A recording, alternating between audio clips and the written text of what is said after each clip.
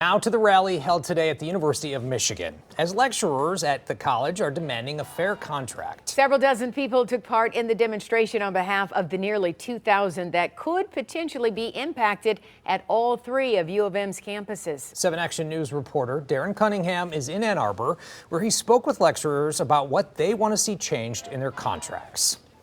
These lecturers marched about a quarter mile from Palmer Commons to the University Administration building here, threatening to strike after 6 months of contract negotiations with the university that they say haven't gone far enough to win a fair contract. Who's got the power? We got the power. Well, we've been bargaining, with the administration now since October. We've passed a lot of good things, reached a lot of good tentative agreements, but we're really hitting our sticking point on our wages. But Jamie Raitt, a history lecturer at the Dearborn campus, says wages are the sticking point where the lecturers union and the university still don't see eye to eye. Thing is lecturers like me in Dearborn and my colleagues in Flint are being offered quite a lot less of a percentage raise than lecturers here in Ann Arbor. Why do you think that is? Well, the administration tells us because Flint and Dearborn don't have the money.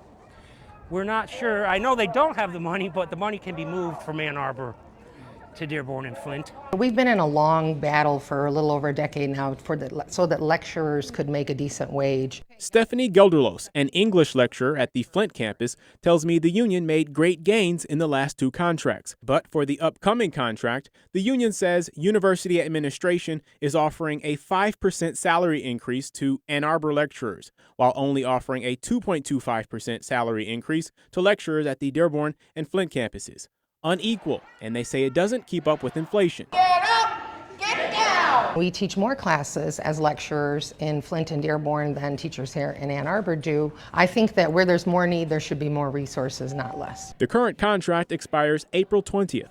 David Zeglin, a lecturer in international studies at the Ann Arbor campus, says a strike could happen a short time after that. Classes will be done by then, but there'll still be a lot of business and administration happening. There'll still be students taking final exams, and our job would be to disrupt that so we can put more pressure on the administration so we can close down buildings. I reached out to the university for comment. In a statement, I was told in part, quote, Ann Arbor, Dearborn, and Flint have separate and independent funding sources and budgets that pay for lecturers' salaries.